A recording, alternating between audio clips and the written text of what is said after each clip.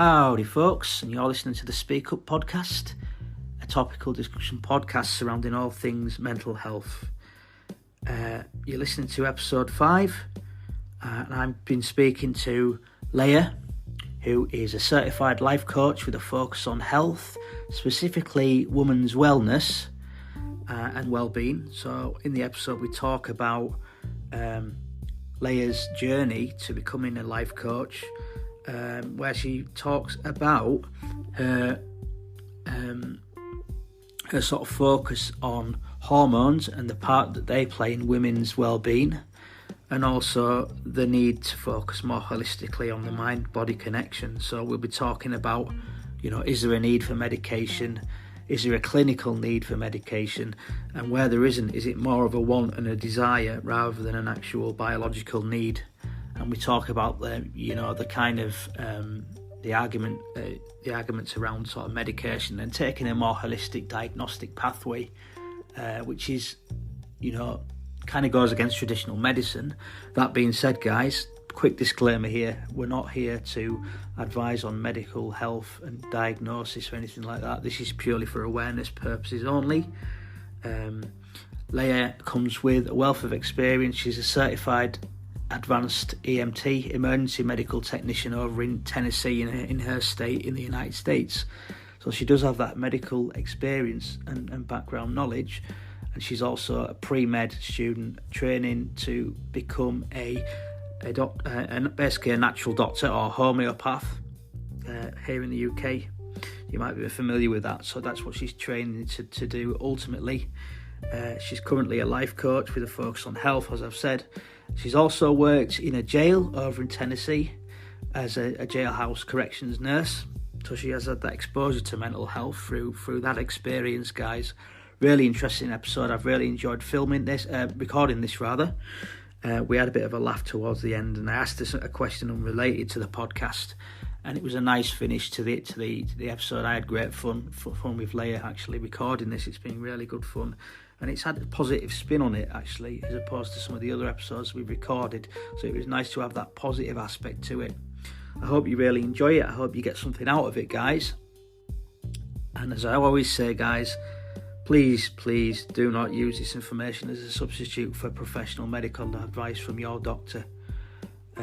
So with all that being said, I hope that you enjoy the episode. Please like, share, comment and subscribe across all our channels. I'd really appreciate it to gain some more traction, guys. This is episode 5 with Leah, who has her own company, Living Healthy with Leah. She talks about how you can get in contact with her and her contact details in the episode. I hope you enjoy it, guys, and you guys take care. Bye-bye for now. Welcome, folks, to the Speak Up podcast. You're listening to another episode 5. I've got a guest speaker on the show, Leah, who is joining me from Tennessee, good old Tennessee, United States. So it's a bit different to previous episodes. She'll be joining us today talking about her business and some of her experiences and some of her unique insights in relation to mental health and the roles that she's involved with there. So Leah joins us now on the line. How are we doing, Leah? Doing great. Thank you for having me. I'm super excited to be here. Awesome. Yeah, it's great. And you've got tea there as well, haven't you? I do. I have my cup of tea. Yeah, excellent. That's what we need to keep the energy going and things. So a bit of caffeine in there. So, so my first question is going to be sort of, can you tell us a little bit about yourself and why you decided to come on the podcast and sort of speak up today? Not a problem. Thank you. So my name is Leah. I recently had a birthday, so I'm now 38. I think when we spoke, I was about to have my birthday and I was 37. So yay, I'm getting closer to 40. And I am a mom of 2 9-year-old girls. They are twins. And I have a history in the medical field over here in the United States. And like our conversation we had prior to this is that it is a little bit different than y'all's healthcare and mental health. And I have a degree in psychology as well as a degree in pre-med. And I own a company called Living Healthy with Leah, and it is a life health and success coaching business. In previous experience, I was a correctional nurse, or I worked in a jail, and I worked on ambulances, and I even owned my own little art store at one point. So that's me in a nutshell. Amazing, amazing. I mean, that's loads of different perspectives that you might have, and loads of different bits of experience as well. So I'm sure you've got a lot of unique insights into this sort of topic matter, especially the whole. You worked in a jail as well as a nurse. I know we touched a lot about that. We talked a lot about that in our prior conversation. And we talked obviously a little bit more about your company, Living Well with Leah. Mm-hmm. And we mentioned about the sort of mind-body connection between medications and also their relation to the body and that sort of thing. Mm-hmm. We touched a little bit about that, didn't we? We did, yes. I don't know if you wanted to expand a little bit about that. I know it was quite an interesting aspect of the conversation. You were talking about women's wellness and things like that, and the sort of clinical side of what you're trying to achieve in terms of your studies and things like that. I know you mentioned you wanted to go a bit further with your studies, with the medical side of things. Absolutely. I want to, I'm working on getting into med school. Yes, over here, we have to take a big test called the MCAT. And it's basically making sure that I can understand the scientific principles that go into medicine.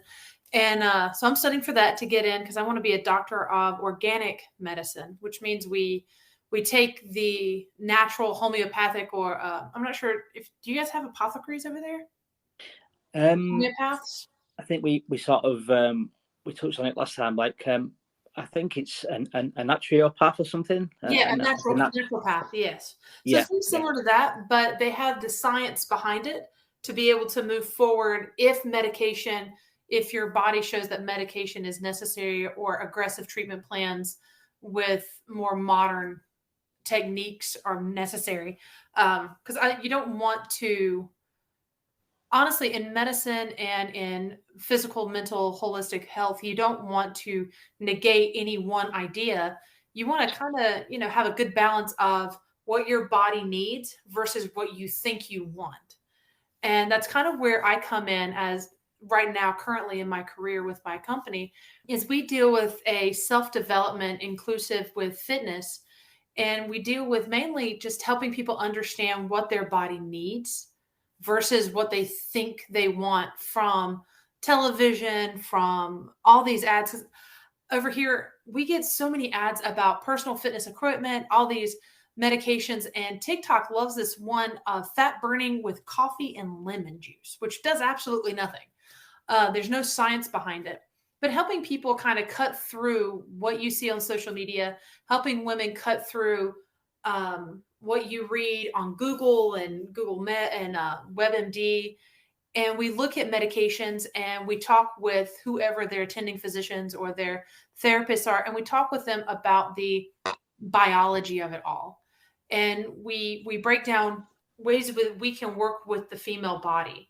And I specialize specifically with moms and with women, because we have so many hormonal changes throughout our life. Our bodies are constantly changing. Every month we have a very defined cycle, and those hormones, as they increase, they decrease, they increase, they decrease. And unfortunately, that causes a lot of weight gain, weight loss, exhaustion, and understanding the foods that you need, understanding the fitness regimen that actually helps during those different cycles can help you. Either if your body needs regulation, can actually help regulate your body without medications, can also help regulate your body without needing to do extreme dieting, extreme fasting, and not having to do anything completely extreme in most cases. And I would say about 97% cases. But of course, you always have ones that their bodies just weren't born, or their bodies have adapted to not having certain chemicals that, you do need medications for. And we can't negate that, because everybody's bodies are different, especially with women. Yeah. And Yeah. so my program, it's called Loving the Person in the Mirror. It teaches you about self-awareness, how to look at yourself honestly without TikTok, without Instagram, without all the voices in your head of all the people that are telling you you're this or you're that, such as a personal experience is I've had people tell me how loud I am, how tall I am, how assertive, how aggressive. And when you shut down all those voices and you use your voice and you look in the mirror, there is a dopamine release. There is a decrease of cortisol when you stop listening to all the other people's voices that you've heard your life or heard over time, and you shut them out for a moment. You close that door and you hear your voice. Your body actually naturally will relax, and that anxiety, that stress that listening to the other voices will cause your body to kind of go into an epinephrine, norepinephrine fight or flight. And when you stay in that constant state of fight or flight, your body reacts to gaining weight.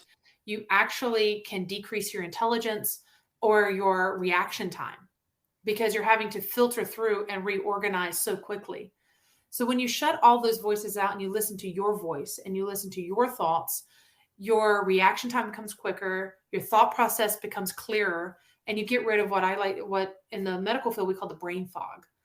Yeah. And you basically start breaking a habit. They call it it's a habit chain or a habit loop. And you are able to break that down and restart what you're doing and how you react, and your body restarts, and you'll start to lose weight. You'll start to have more energy. And the program that I have is proven to work naturally for about 97%. There's always that 3% of individuals that they need care that's outside of life coaching and health coaching. And for those, I work with them to help them find the programs that is helpful for them when they come across my program. Yeah. Yeah. I mean, that's amazing. The you were saying about, the body, your mind is able to sort of regulate, your body effectively. When you were saying that, you drown out those negative voices and that sort of, I guess, the internal criticisms that you're taking on board from what other people have said to you. And once you actually do that, it's really transformative from what you've said. And that's kind of like reflected in like some of the things that I've heard. I mean, I don't know if you've heard this before, but they say that, if you're cold, imagine this is more of a visualization, but imagine a cold fireplace, and it actually raises your body temperature just by thinking about being in a warm place and really focusing in on that. So it's kind of like power of the mind, isn't it? To a certain degree, what you're saying. That's exactly it. And they have this, there's several different programs out there because we introduced meditation in my program. And one of them is, there's so many different types of medication, but this is body centralizing, where you actually start at your toes and the end of your toes and the end of your fingers, and you let your mind create what you visualize, and you focus on that as it flows through you. And what I've noticed is that if you have something blocking you or stopping you, you actually see a darkness. And if you focus on that and bring in the light, things start to calm down for you. And you can physically feel your body relaxing. It's amazing. It's what you're saying with the visualization, but you're focusing on this light, and your mind becomes clear. Your body relaxes. Your body becomes clear. And over time, you see this long-lasting, sustainable change. And that's really what this is about, is sustainable change. Yeah. Absolutely. And it's about being able to do this when you're 60, 70 years old, being able to hold true to this program. Because the great thing is after you're finished with the program, we're there to support you for the rest of it. You can always come back and read the video, read the blogs, see the videos. You have a lifetime membership to ask questions. Yeah. That's great. And just in terms of your business and things, is there anywhere people can go to find out more? If you'd like to. Absolutely. They can, of course, come on WhatsApp, because it's easier when you are international to use WhatsApp. You can use my number which is 704-953-5377. You can also email me anytime at howtolivehealthy23@gmail.com. And I do have a website. It's, of course, always in transition because I'm always working on keeping it better, keeping it up to date. But it's www.livinghealthywithleah, and Leah is spelled LEAH.com. But I'm always welcoming. You can find me on LinkedIn. You can find me on Facebook, Instagram. Yeah, amazing. I'm pretty much everywhere. You can even find me on TikTok. I do silly little things on there just to make people laugh. Yeah, but yeah, you can pretty much find me anywhere, and I'm always willing to have a conversation. That's amazing. Yeah, that's amazing, and sure it'll be of benefit to listeners and stuff like that, like globally, really. If it, of interest, to see how you do things and your background and experience and things like that. You mentioned as well, obviously we've touched on it already, that you worked in a jail as a nurse there. How would you say that your experiences in that role kind of led to what you do now in your current business? Was this pre-business, or was this post-business sort of thing, or? We could say it was mid-business, because I was actually in training to get my certification for life and health through an international company called BCI. Or BHC, I'm sorry, BHC. I don't know where I got BCI from, but I was in the middle of it, and I would say it definitely confirmed a lot of my program for me, and it showed me areas in which I could do a lot of good and focusing, because I did get to work with mental health quite a bit, and it was really sad because it was more about the medication and less about the holistic approach. And I saw how detrimental this was to so many of my patients. They were gaining weight. They weren't getting vitamins. They didn't get any exercise. They weren't allowed outside. And their mental health, I watched it decline. They would come in angry or on drugs, or maybe even just coming in for a misdemeanor. And within a week, they were pale and sick and aggravated and angry and frustrated. And there was just so much to be seen. And there was so many strong medications being given to patients. You would come in on absolutely nothing, and within a month, you'd be on 3 or 4 antipsychotics. Wow. Yeah. That's crazy. It confirmed for me that this was the right path to help people. If there was a way that I could reach out and work with these individuals before they even make the choices to go to jail, that leads them to jail, if I could reach out and teach others about the holistic idea of self-development with fitness and being self-aware that you're worth loving.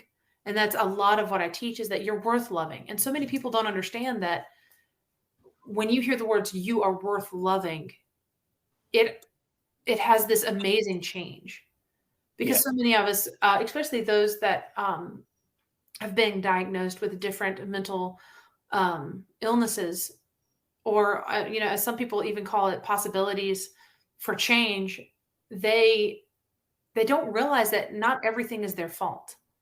They haven't been told that not everything is their fault. They haven't been told that you can look in the mirror and say, I'm okay. I'm not okay. This is not my fault. I don't have to be the victim of this. I'm worth loving, and I am enough as I am.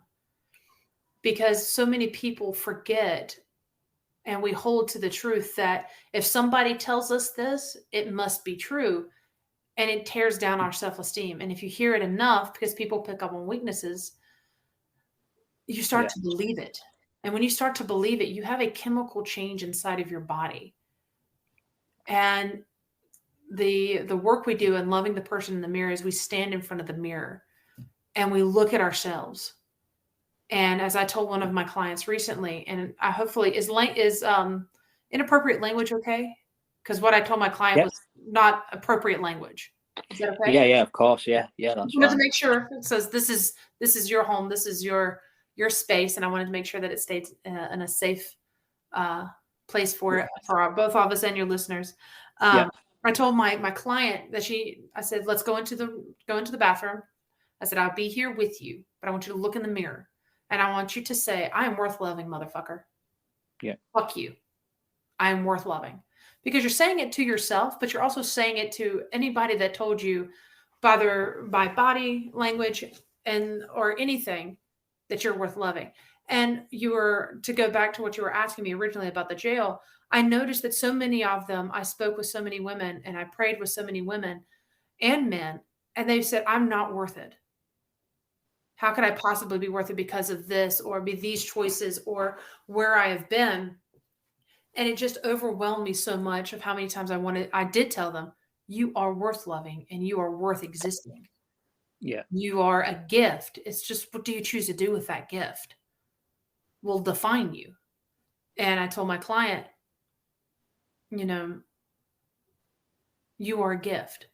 Yeah. And so many people don't realize that they are a gift. And working in the jail, it just solidified that this was my calling, is to tell people you are worth loving and you are a gift. And we can make habits that are sustainable for you to succeed, not just succeed, but to thrive in life and make every one of your goals and aspirations a reality through organizing and through planning.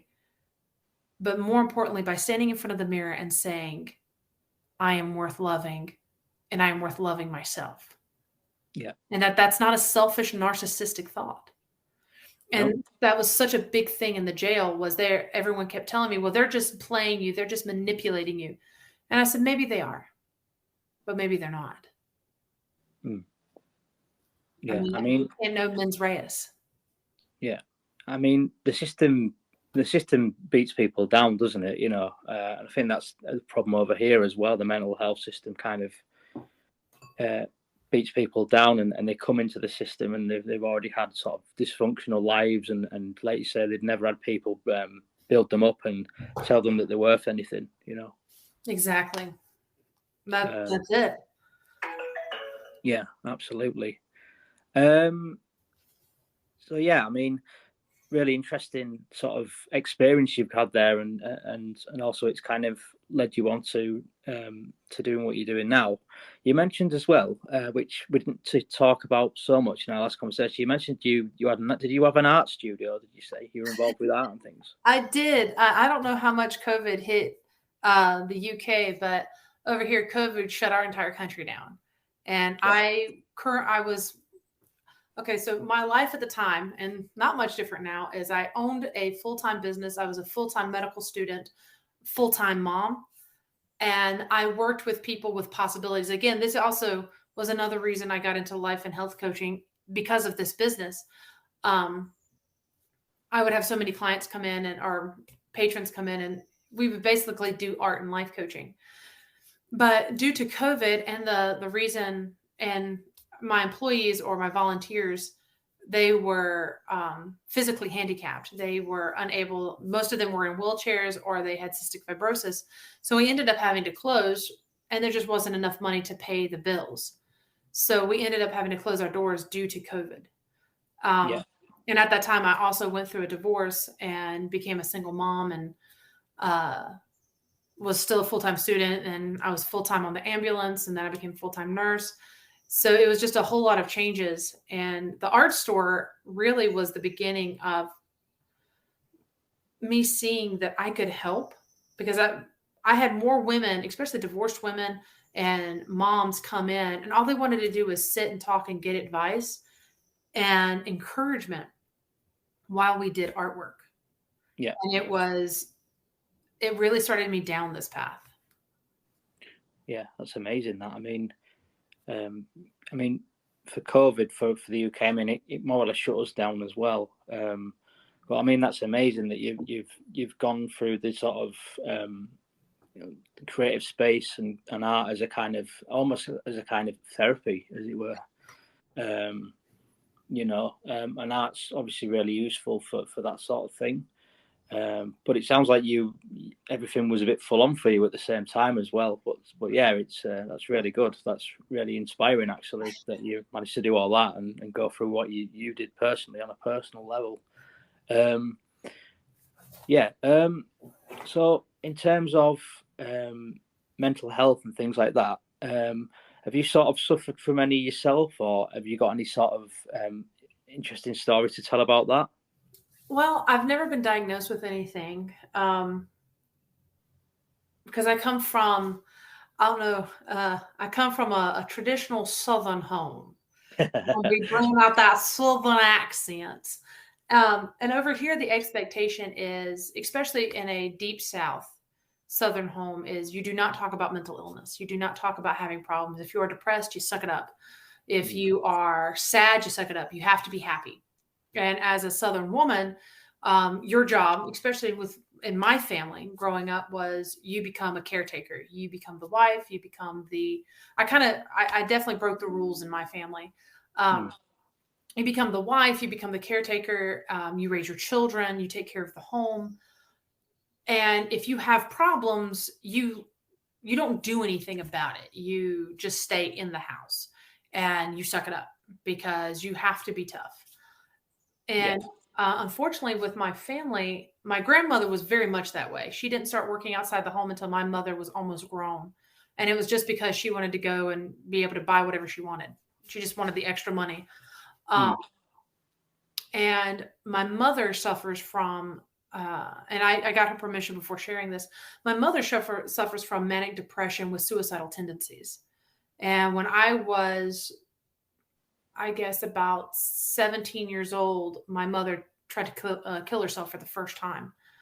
And so that was my first real introduction into mental health facilities because my brother walked in and stopped her. Well, And she got institutionalized for the first time, and she would do this 5 more times before they finally got her regulated. And come to find out, when she had a medical procedure, they did not do hormone therapy. She had a hysterectomy, which really messes up your hormone balance as a female. And she had no dopamine. Her body wasn't making dopamine. It was overcompensating with serotonin. Yeah. Unfortunately, when you have that, your body, you can't be happy. And then all of a sudden this neurotransmitter would shoot out and it would be dopamine and she'd get really super manic. And there was no balance to it. And then the dopamine wouldn't be there and she would drop and she would decide that she needed to end her life. So they finally got her regulated, and it took, 20 years to finally get her fully regulated. It wasn't until about last year or the year before that they fully got her regulated to where now, but it's taken almost 20 years to get it to where she is in a good, stable place, and it's safe for her. So my experience, because I did get my degree in psychology, because I didn't understand what was going on with my mom. Yeah. And I wanted to understand because I was just a kid in high school. And we always knew something was wrong because she basically checked out when I was 12. And I started running the household because my dad wasn't there. So I started taking care of the house and making sure that, because I had a brother in the military, my dad was never there. My grandparents didn't feel like they should be involved because families take care of families. So I kind of started taking care of our family, really. And my other brother had headed off to college, so he wasn't there. So it was an interesting introduction. And the side effect for me is that I shut down the need to have anybody or anything because I watched my mom OD. Yeah. And I started to, I guess you could say, for a long time, I was really angry with the way the system worked because it wasn't helping my mom. So I had nothing. Yeah. And so my brush with it was not positive. But on the flip side, I have seen a lot of my friends get some excellent help when they needed it. And they got regulated very quickly. And that's why I want to do this holistic, because I've also noticed that instead of studying the person's chemical makeup, they immediately say, okay, you're depressed. Let's put this medication. And I want to see if there is a different approach, because unfortunately that medication damages your livers. It can damage your kidneys. It's even been proven to cause cancers, brain aneurysms, different things. And I want to study and find a approach that if we can do this early enough, and I can help those early enough, that we wouldn't have this long-term effect of medications. Yeah. Yeah, absolutely. So that's kind of my brush with mental health personally. Yeah. With my family, because unfortunately my mom became a pill popper due to it, and my father was already a narcotic abuser. So his come from a long line of family trauma. So mental health has been a very interesting story in my life. It's been in the background for you, hasn't it? It has. Yeah. But it was something we didn't talk about, because DCS or CPS, which is the protective services over here, you didn't get them involved. You didn't do things like that like they do now. And I was always told, you don't get other people involved. You keep things in your house. Everything stays behind closed doors. Yeah. That's very much the Southern family idea.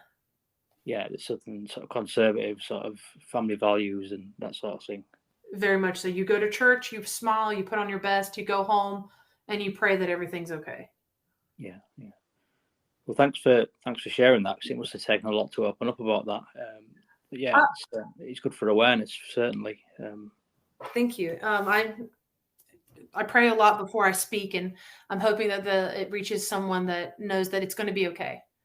Yeah, you can work through it, and that the one thing I would love all of your listeners to know is that they are worth loving. It doesn't matter your background or where you come from. Yeah, absolutely. And yeah, I mean, it's the system as well, in terms of the mental health system in the United States. What's your sort of opinion on it? What would you say about that? It's disappointing at best. Yeah. A lot of the mental health, what I've seen, the system itself is disappointing, all the way down to children.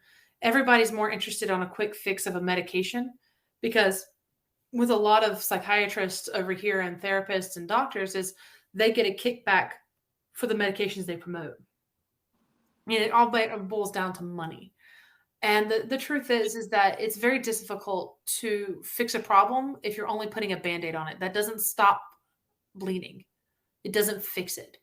All it does is put a Band-Aid on it.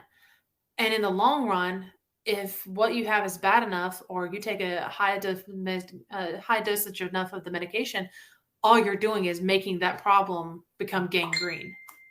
Yeah. And that's a lot of where the problem comes from. And it's like nobody wants to practice medicine anymore. Everybody, what is going on? Sorry. Sorry, that's okay. My phone decided to go off on everybody. Sorry about that, guys. That's all right. Well, clients are actually, I just started getting messages from people. And unfortunately, with the mental health state over here, I don't know what you guys see in the news over there, but everybody over here is they want to be beautiful. They want to be happy. They want what I've coined the term TikTok perfect. They want that TikTok perfect. So they go and they take these medications. They go to the gym. They starve themselves. They they overextend themselves trying to have the perfect vacations for the perfect photos. And the list goes on and on for this concept of perfection. Yeah. And honestly, in the mental health program, it's great, because now everybody is calling their therapist because they can't figure out why they're not happy. And the therapist says, okay, well, let's give you this medication. It's going to make you happy. The side effects are maybe, it's not 100%. And then all of a sudden you have these side effects. Well, I've got a new pill for you. Try this pill. Yeah. And they even wrote about this in, there was a book. I don't think it was Isaac Asimov, but there was a book written back in the 80s. What's it called? It was 1984 was one of them. Yeah. But he wrote a second book, and it was Animal Farm. Yep. Or George Orwell, was it? Yeah. George Orwell. Yeah. Well, he speaks about the quick fix, and he speaks about people controlling other people through like medications and manipulations and hypnosis. Yeah. And that's basically in a nutshell what our mental health has done to us. Yeah. Yeah. And it's disconcerting. It's Yeah. very disconcerting that Yeah. I don't know myself, out of all my friends, myself and maybe one other person of the many people I know are the only ones I'm not on any type of medications. And I've never been on any type of medication except Tylenol every once in a while when I have a headache. But I am sometimes in so many ways overwhelmed with the fact of how many medications people are taking. My mom at one point was on 12 different medications, and one of them almost shut her liver down. Wow, that's a lot. That's a lot of medications. Yeah, and another friend of mine, she has triplets, and they are 10 years old, and they're all on medications. And Wow. she's, and it's a little overwhelming the way of mental health in the United States. Yeah. Yeah. It doesn't sound very good. It's very similar here, although I would say in the UK, we're not as quick to prescribe drugs. We're a bit more cautious, but people still obviously abuse drugs. I know you guys had the opioid pandemic, the opioid epidemic, I want to say, where people were being prescribed prescription painkillers and stuff like that. Oh my gosh, yes. We've had something similar over here, but we're not as quick to prescribe drugs and things. If I want to get an antipsychotic, I have to get the psychiatrist to sign off on it first, even if I feel that I want to take this med and I think the benefits outweigh the negatives. I'd have to jump through all the different hoops to do that. So it's fairly similar situation over here. The only thing that's different over here is it's the healthcare system's funded by the taxpayer, whereas over there you guys have like private health insurance and things like that. Is that right? And it's a racket, let me tell you. Yeah. It's a racket. Yeah, it sounds very, very difficult.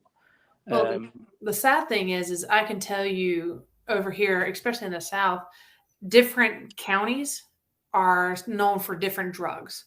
Like if you want meth, you go to one county. If you want cocaine, you go to one county. You want heroin, you go to one county. They're literally sectioned off by what type of drug you want. If you want pills, you go to this city. And everyone knows it. Everybody is aware of it. And it's like a pandemic that nobody can nobody can fix it. Yeah, it sounds very like a very difficult situation.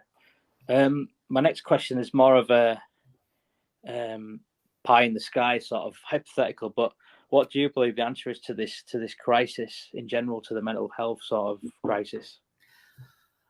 Well, I'm going to have to stick with my original answer, and that is there's no one answer.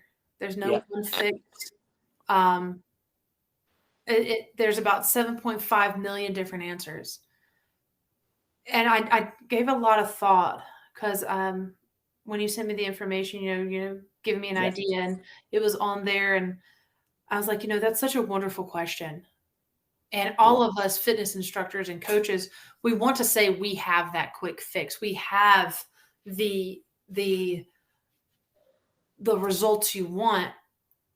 But like you said, the pie in the sky is that the only way we can make a change is if those 7.5 million people look in the mirror and say, I'm worth loving. Yeah. Because that causes your body to have the chemical reaction that you already need. Yeah, it comes from within. And the thing is, you have to do it a lot. You can't just do it once and quick fix. It's an everyday thing, especially when other people are coming at you. And when people are coming at you, you have to look at them and say, listen, you need to look in the mirror and say you're worth loving. Yeah. And if we had everybody look in the mirror every day and say, I'm worth loving, and they learn to turn off the voices of everybody else and get off the addiction of that self-loathing and the addiction of anger and depression. Because amazingly enough, the endorphins and everything that and the hormones it releases is a form of addiction. You have to kind of go through the detox of cleaning your system out of all of that and learn to look in the mirror and say, I am worth loving. And if we could get every single person to do that daily and to internalize it, that's the thing right there, is internalizing it, believing it. Yeah, you've got to believe it, haven't you, for it to sort of have that transformative impact. You know, Exactly. It kind of comes from within, doesn't it? Not from external factors like medications and all that sort of stuff. And validation and affirmation from everyone else. I can give you the path. I can organize the path for you. I can set you up with the perfect plan. But the moment your brain realizes what you're saying and your chemicals align and your body reacts to it and believes it, when you get your mind to believe that you're worth it, that's when every plan works. That's when it takes a step in the positive direction. Yeah. And that's the key to mental health, is believing it. There are now, I do want to put this disclaimer. There are so many things out there like schizophrenia, antisocial personality disorder, narcissistic personality disorder. Those are that 3% that need medications. They need something that I can't offer. So I do want to put a disclaimer. I'm not talking about the extreme mental health cases. I am talking about the day-to-day mental health cases. Yeah. I'm not talking about extreme. Like psychotic illnesses, which exactly need required. Exactly. I'm not talking about psychotic illnesses. I'm not talking about something that you can prove on medical paper. Yeah. I'm talking about the ones that the pill just makes it easier. Yeah. I'm talking about the ones that we can make a health plan and a fitness plan that helps you to overcome the need for these. Yeah. Yeah. So I do want to put that disclaimer in there because, there's a lot of people like, well, my brother's schizophrenic. What can you do for him? Well, honestly, there's nothing I can do. Yeah. Yeah. That needs someone trained specifically for abnormal psychology. Yeah. Yeah. Absolutely. And I think of all the sort of people that are affected by mental illness in general, they're the people that I feel the most, bad for, really, because they're the people that generally just get given pills. Although there is therapies for them, you can't really do anything with someone that, for example, might have paranoid schizophrenia. And I'm no expert, by the way, so that's my disclaimer. But someone being paranoid, it really does get in the way of treatment, if they're very distrustful and things like that. Mm-hmm. And it's good that you recognise that and you put that out there as a disclaimer, really, to say, make that distinction between the ones that you can help and the ones where you say, well, okay, I can't help you, but this person can, or this organisation can. So thanks for that. I've got one or two other questions, but before we move on, have you got any questions for me? We can kind of switch roles if you want, and if you want to ask me anything. I would like to know a little bit more of your background and why you, what ignited this passion for your podcast to reach out to others and to bring out this form of awareness.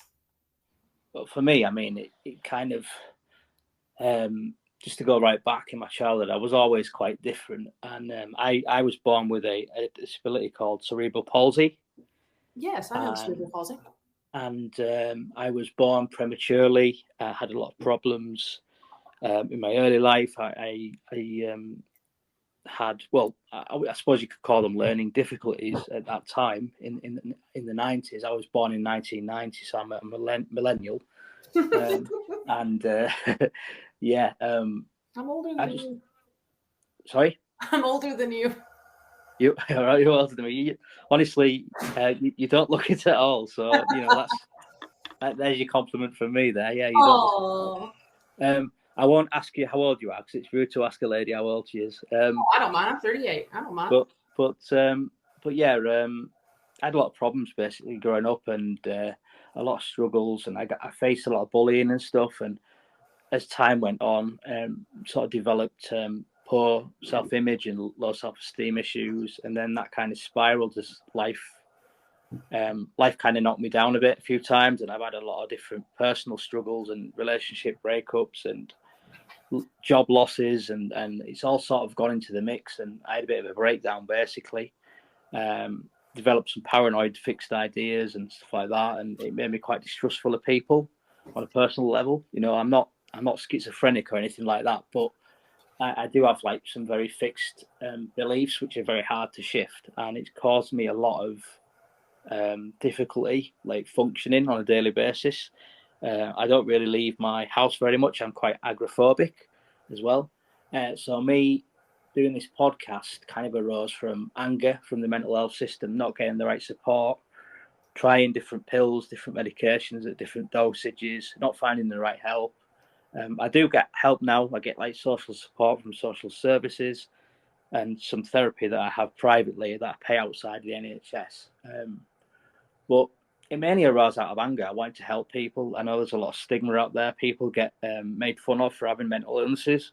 And I've never really liked that. You know, whenever you go on social media, there's always a video about some guy who's mentally unwell, and people are making really crude comments in the comments section, and just stuff like that really irritates me. People don't want to understand what's different. They're too ignorant to understand. And yeah, I wanted to give people a voice and be like, you know, this is my struggle. Like, I understand you. Like, you know, come here. You found your people. You know, we can be your tribe, and we can build you up and give you that platform to talk and speak up.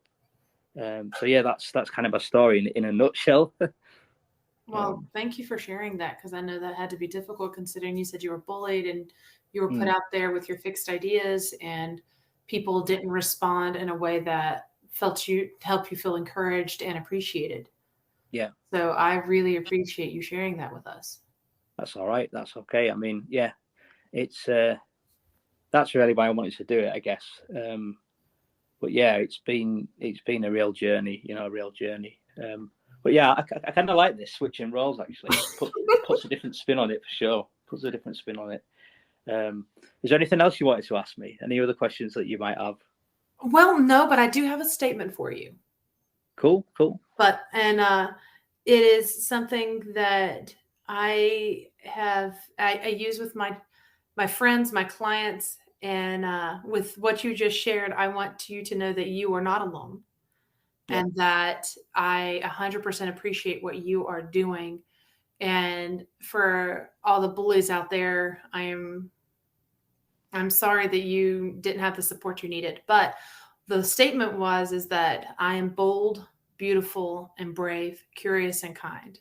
And what I teach my daughters and my clients is that I'm bold enough to be my individual beautiful. I am brave enough to let others be theirs, curious enough to find what that beauty is, and kind enough to accept it. So I wanted to give that to you, because no matter what your ideas are, no matter what life has given you, you are a beautiful and amazing individual. Oh, thank you very much. And I think what you've been through is making you a light to others. That's amazing. Yeah, thank you very much for that. I appreciate that. Yeah, because sometimes even now, you know, I'll be honest, on the podcast, it doesn't burn me out listening to other people's problems. I've always got time for people, and I've always been that sort of person. But even sometimes now, life can knock me back, and I think, well, just fling it all in. But then I think, well, you know what? This is what gives me purpose every day, gives me meaning. So I appreciate you saying that, and it's good to hear you say that. It kind of makes it real for me. I think sometimes in life we can go about our business and we don't really have any idea of the impact it's going to have on people, you know, until it does, you know, until it really does. So really appreciate you saying that. That means a lot, actually. So thank you. Is there anything you wanted to add? Anything else you wanted to add? No. What's your last couple questions? So my other question, it was another sort of pie in the sky one, really, and I think I know maybe what your answer might be. Oh no, I'm predictable. it was, if you had a magic wand and you could change the world, what bits would you change? What would it look like? This hypothetical world. I think you're right. You do know my answer. If I had a magic wand, I know there's not just one fix because everything is a domino effect, and one action causes multiple reactions, and you'll never quite know where it's going to go. But if I could have one thing, it would be that people could know that they're worth loving. They don't have to try and be an expectation all the time. They only have to live up to their expectation and their passions and their love. That, and I want to put a disclaimer. I don't go with the love is love ideas, especially when it comes to children. So we're staying away from that extremes. I'm talking about people loving to do art, loving to take care of one another. And if you love yourself and you love who you are and you're willing to look at exactly who that is, and outside of extreme circumstances, and you live for that passion, if I had a magic wand, it would be that everybody could live making their passions a reality. Again, not on the extreme circumstances, but when it comes to extreme like mental health issues, but such as artists or, accepting people that have backgrounds that might be different. Yeah. But if we could look in the mirror and say, I'm worth loving, and accept that there are things that hurt others that we can change, accept that there are things that in this world we don't have to change because it's not harming another person, and accept that you don't have to look perfect or be perfect or have the perfect home to be happy. If we could wave that magic wand and people look in the mirror and love themselves, we would stop abusing other people. Yeah. We would stop hurting each other because we wouldn't have anything to prove or to hide. And that's the big thing, is the one reason bullies are bullies is because they have something to hide. And they're scared of things because they have it in their mind that, nobody loves me. Why should I love you? Yeah, exactly. That's why they're doing it to other people, isn't it? Exactly. Because, they're not getting the love necessary. Like recently I started working with a school counselor, and we're building a workshop for coping. And one of those things is that one way to cope with so much is just to look in the mirror and say, I'm worth loving. This is going to be okay. Yeah. And de-escalating your own thoughts. Yeah. Yeah. And so my magic wand is that people would see that they're worth loving. I had to think about that one. And by the way, it took me almost 2 weeks to really think, what would my magic wand be? Yeah. Yeah. Well, that's a really good answer. I really like that. There's just so much. It's a domino effect. Yeah. Yeah. There's so much you could do if you had that magic wand.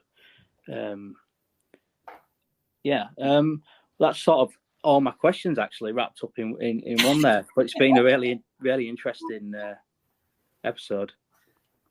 Well, I hope I haven't bored anybody too much. I tend to talk a lot. No. I mean, we've done really well actually in terms of like the podcast and stuff. The episode has been really, really sort of not brief, but just the right the right level of depth in there. So that's good. Repetition was never my strong point.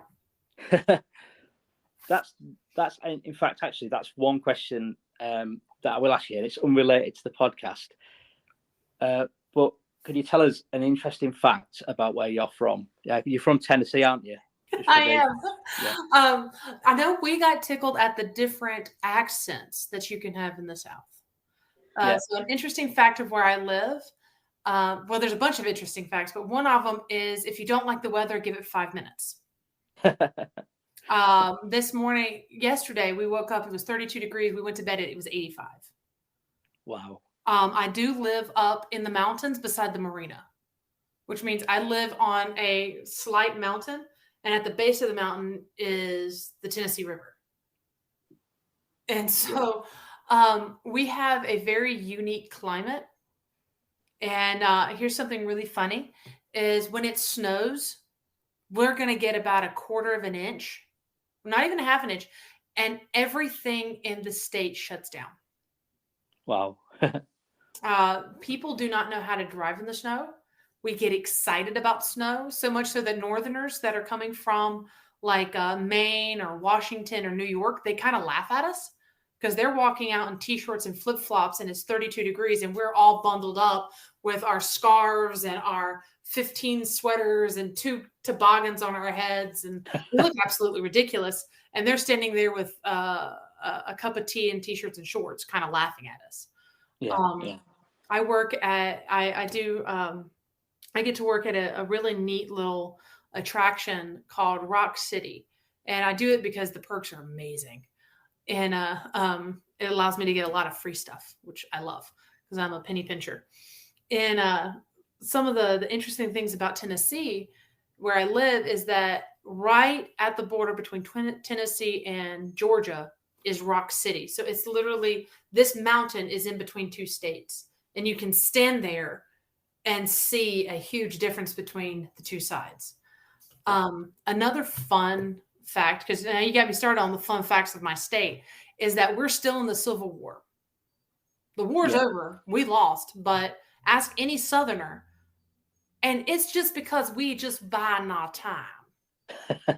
Just go to Georgia, go to Savannah, go to Charleston, and you just ask any old Southern lady or gentleman, they'll just tell you it's because we are biding our time. The Yankees stole it from us. Just ask any Southerner. Go down to Alabama, and they won't even talk about the Civil War because of all the different marches. Because, we just had our Black History Month, and that was in November, or not November, but February. And if you go to Alabama, it's all about nothing about the Civil War. They don't give a rat's hind end about the Civil War. There's a fun statement for you, rat's hind end.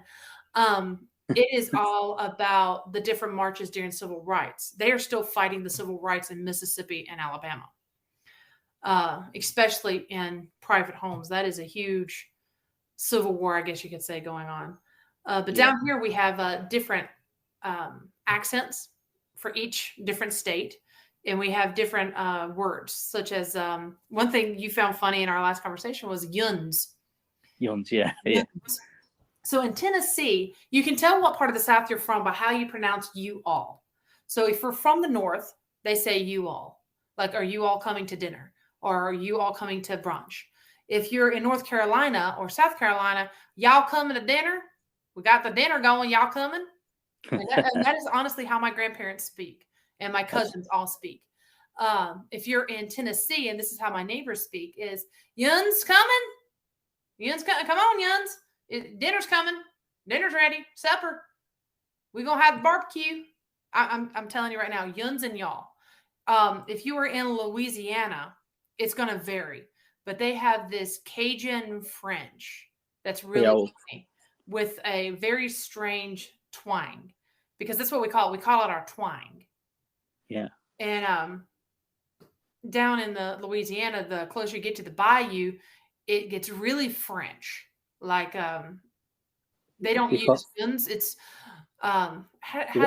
Creole. Is it called Creole or something? The language. So, it's called Creole. Coonass is another term for it. Coonass. See, my daughters are Coonasses. They were actually born in Louisiana. Yeah. So they have a Cajun papaw. Oh. And you have to have a Cajun papaw, because if you don't have a Cajun papaw, you're not Cajun. And if you're not Cajun, you can't be Creole. And if you're not Creole, you can't cook. And everything down there is about food. Everything. Food, bright colors, jewelry, and big old parties. Everybody's in everybody's business. And that's a very Southern trait. I do remember one thing that got you tickled last time was how we insult each other over here. We're very polite about it. In the North, they're just going to tell you you're an asshole. Here, we're just going to say, well, bless your cotton picking heart. Or, well, I declare you sweet thing. Well, aren't you just a peach? And all of that's insulting. All of Yeah. that is, if someone looks at you and says, well, aren't you just a peach? They said, aren't you just a bitch? Yeah. Yeah. That's how we say it. Or, well, bless your cotton picking heart. I just called you like an asshole or an idiot. So if you come to the South, a lot of people get confused and they're like, oh, aren't you just a sweetheart? Well, you just basically called someone a jerk. When you say Yeah. you're just a sweetheart, yeah, you're being patronizing. Yeah, exactly. Well, funny. Over here, that's patronizing, and we're intending it to be. We are the politest, insulting people you'll ever meet. So that means that the more polite you are, the more rude you are. Or is that pretty much. And it's so confusing to people that did not grow up in the South, because most people say, oh, Southern hospitality, they're so sweet. No, we're really actually making fun of you behind your back. Yeah, yeah. And it's to your face too. I mean, we are not the nicest place in the world. Yeah. We're really not. The Southern hospitality comes with a price. I mean, you seem pretty nice person. So I don't know. I mean, maybe I've traveled a lot. Traveled a lot. Most Southern people have not left the country, and most of them, we only speak one language.